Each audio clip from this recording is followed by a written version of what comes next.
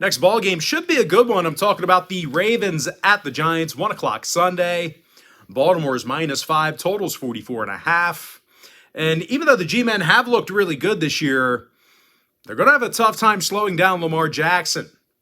New York's currently in the bottom 10 in the league in slowing down the run. Meanwhile, offensively, when they have the ball in their hands, well, New York's got a passing game that's virtually non-existent. They're throwing for under 155 yards a game. Now, they're facing a Baltimore squad who can certainly score with the best of them. These guys are averaging 28 points a game, and Lamar Jackson's actually rushing for over 7.5 yards a carry. When it comes to covering the point spread, well, Baltimore's covered in 2 out of their last 3. And when it comes to the injury report, Houston, Hill, Bateman, and Cleveland are questionable for Baltimore. Meanwhile, for the Giants, Williams, Galladay, Toney, Ojulari, Flott, and Robinson are questionable for them. Now, weather-wise, should be a beautiful afternoon at MetLife Stadium. 62 and mostly sunny by kickoff. 7-mile-an-hour winds possible on Sunday, so really nothing significant there. Now, total-wise, New York's 4-1 to the under in their last 5. Baltimore saw their last couple of games fall under the number as well. I'm going to lean toward Baltimore, -5 on the road, and the under 44.5. Next game, Patriots, Browns, 1 o'clock East. Cleveland's -3.5 at home, totals 42. And even though the Brownies are having a little issue moving the football, well, they simply can't get the W. They lost 3 out of their last 4 games, and they gave up a whole bunch of points in the process. The Browns are also having a tough time slowing down the run. They're currently in the bottom 5 in the league in rush defense. Now, they're facing a Patriots team on the other side of things who runs it for about $1.40 a game themselves. The Pats have also covered the number in 3 out of their last 4 ball games. So even though these guys aren't really setting the world on fire, especially statistically, well, they're getting the job done in the only area that matters, and that's covering the point spread. Once again, 3-1 against the number in their last 4. Now, injury-wise, Aguilar, Guy, Jones, Smith, and Aguilar, Guy, and Jones and Smith, they are questionable for the Pats. Meanwhile, for Cleveland, Hubbard and Ward are still questionable for them. When it comes to the weather, looks like it's going to be pretty nice here in Cleveland here. Mostly sunny, 55 by kickoff. Might be a little breezy with 12-mile-an-hour winds, so you may want to keep an eye on that if you have kickers in fantasy or really any one of these quarterbacks. But anyway, total-wise, Cleveland's 4-1 to the over this year. Meanwhile, New England saw 2 out of their last 3 get over the number themselves. I'm going to lean toward New England +3 over 42. I said quarterbacks. I didn't mean that. I meant receivers. Nobody's got these quarterbacks in fantasy. Maybe Brissett, but that's a bold play if you have them. Anyway, next matchup, Jets, Packers, 1 o'clock East. Green Bay's the 7-point favorite at Lambeau. Totals 46.5. And even though I do agree that the Pack should be favored at home here, I don't think the way they've been playing warrants a 7-point number. A little big number there.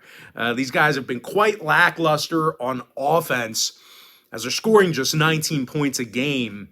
They also failed to cover in their last 2 straight. Now they're facing a Jets team who won 3 out of their last 4. They're doing a very nice job throwing the football. Whether it's Flacco, Wilson, doesn't matter. They can air it out. New York's in the top 10 in passing yards per contest. Meanwhile, defensively, New York's in the top 10 in defending the pass as well. C.J. Mosley's the club leader in tackles. He's got over 50 of them on the year. When it comes to the injury report, Jermaine Johnson's questionable with an ankle for New York. Meanwhile, for the Pack, Wyatt and Watson are questionable for them. Now, weather-wise, crisp and breezy day in Green Bay on Sunday, 49 degrees and 12-mile-an-hour winds by kickoff. Once again, if you have kickers in this game, keep an eye on the wind. Now, total-wise, the Pack saw their last 2 straight get over the number. Meanwhile, New York's 3-1 to the over in their last 4. I'm going to lean toward the Jets +7, keeping this one close. Over 46.5. Next ball game, Bucks, Steelers, 1 o'clock East. Tampa Bay's -8.5, totals 43.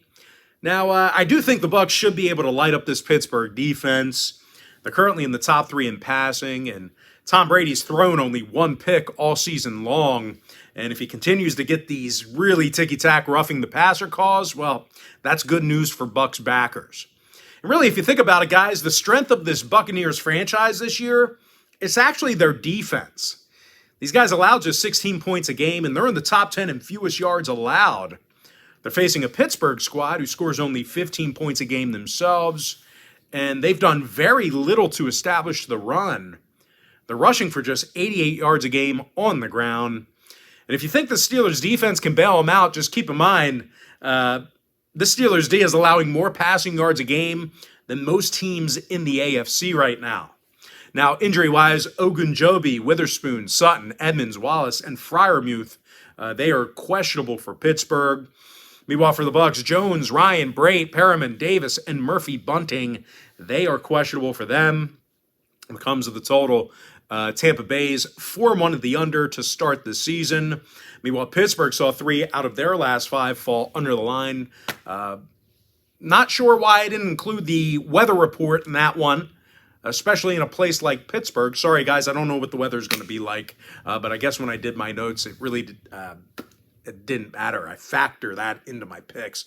I just didn't put it on my notes to tell you. But anyway, Tampa Bay should get the job done. Give me the Bucs minus 8.5, under 43. What a mess.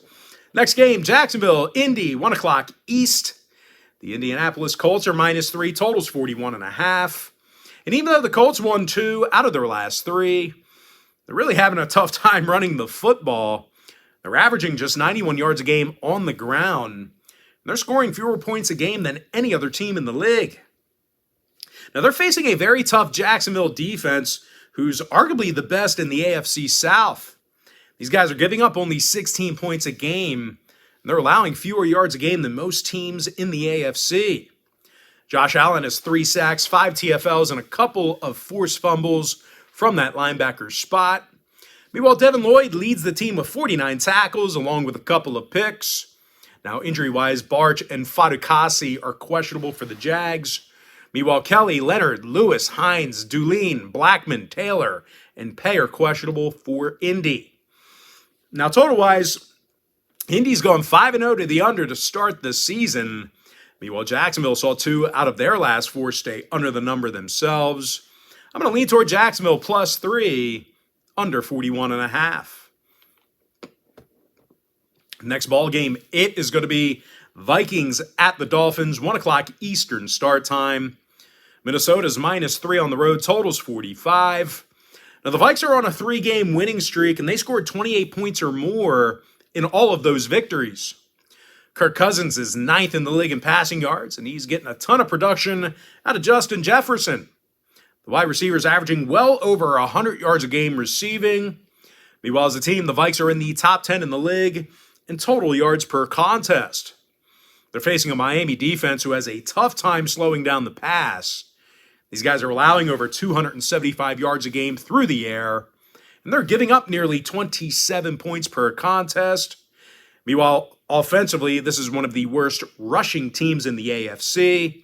As a matter of fact, they're in the bottom 3 in the entire league in rush yards per game. So even though they got an offensive guru as a coach, he is not committed to the run. Now, injury-wise for the Finns, Armstead, Bridgewater, Hill, Howard, Carter, and Ahmed are questionable.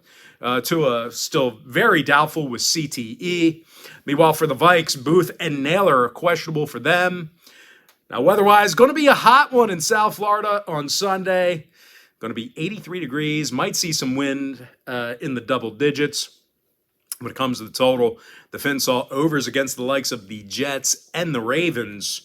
Meanwhile, the Vikings saw their last 3 straight get over the total themselves.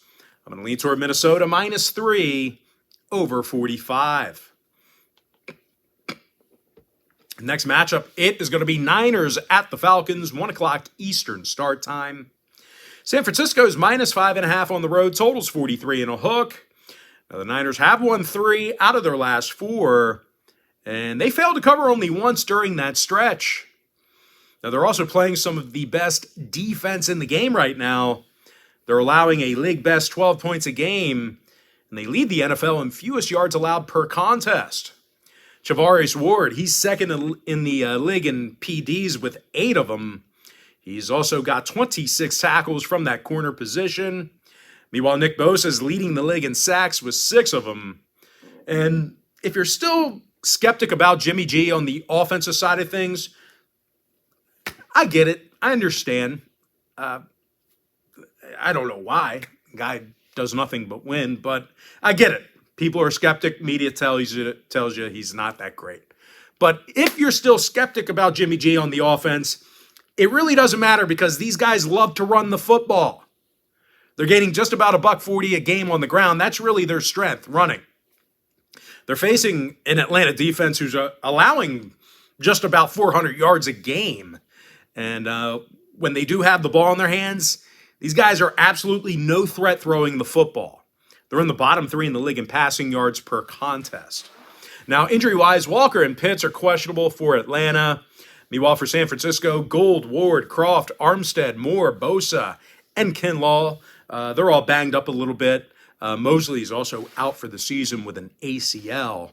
When it comes to the total, San Fran's 4-1 to the under to start the season. Meanwhile, Atlanta saw their last 2 straight stay under the total themselves. I'm going to lean towards San Francisco minus 5.5, under 43 and a hook. Next ball game, Bengals Saints, 1 o'clock East. Cincinnati's minus 1.5, totals 44. But despite being favored on the road here, I do have some concerns about the Bengals offense. To start, they're rushing for just 91 yards a game. And secondly, Joe Burrow's been sacked 18 times already. That's good for 3 sacks a game on average. Now they're facing a Saints team who covered the number in their last 2 straight, and they actually do a nice job moving the chains. These guys are in the top 10 in the league in total yards per contest. Now, injury-wise, Landry, Winston, Thomas, Williams, May, Throckmorton, Turner, and Olave, they are all listed as questionable for New Orleans. Meanwhile, for Cincy on the other side, T. Higgins is listed as questionable for them. When it comes to the number in this one, Cincy has seen unders in all of their games this year. Meanwhile, the Saints saw unders against the likes of Carolina and Tampa Bay. I'm going to lean toward New Orleans, plus 1.5, under 44. Next matchup, Cardinals, Seahawks, 4:05 East. Arizona's minus 2.5, totals 51. And for what it's worth, the Cards have covered the point spread in 3 out of their last 4 contests. I know that, they're not all too popular right now amongst NFL fans for whatever reason. But, hey, they get the job done against the number. 3-1 against the spread in their last 4. Covers over the likes of the Eagles, Carolina, and the Raiders. Now, the Cards have also done a nice job slowing down the run defensively. They actually have a top 5 rush defense.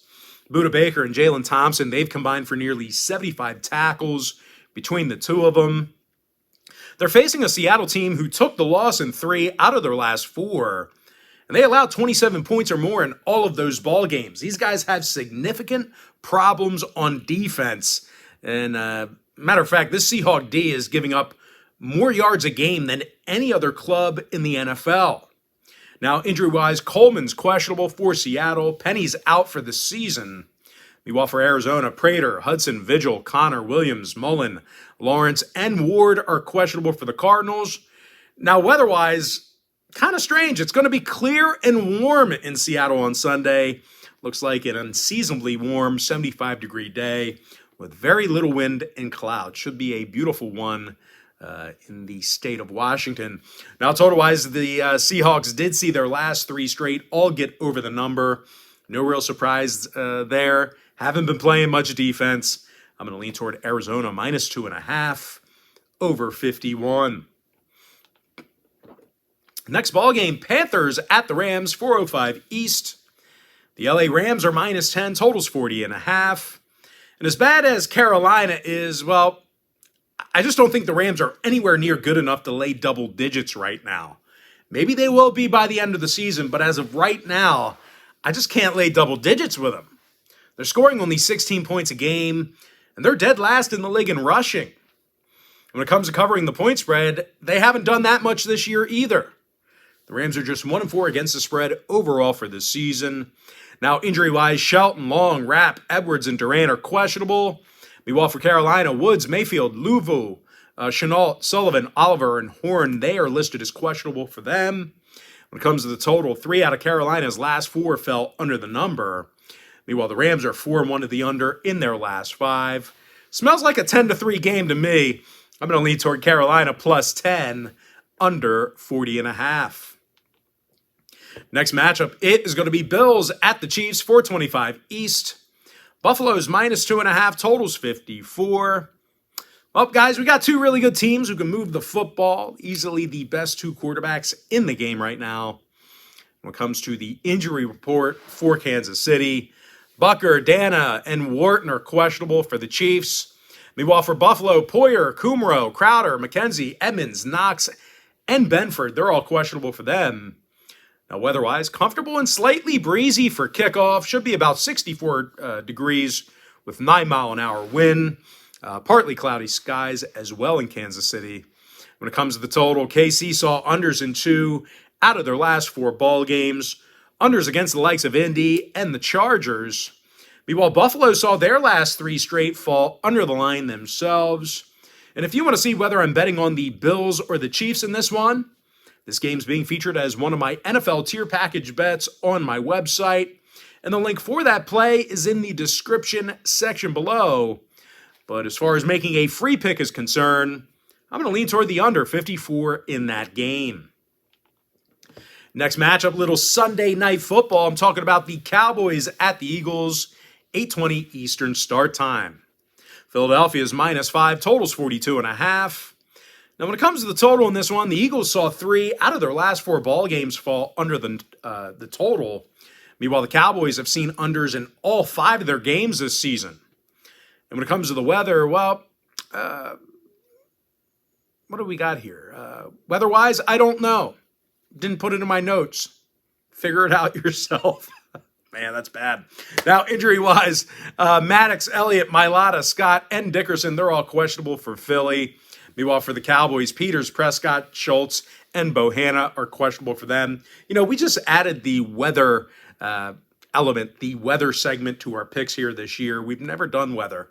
If we did, it was very, very little. So we just included that. And for some of the games, I forget to put it in my notes. So I apologize. Weather's always factored into the actual picks. It's just whether I include it in the show or not, just to let you know. But anyway, guys, as far as selecting a winner in this one, gotcha again. This game's being featured as another one of my NFL tier package bets on my website.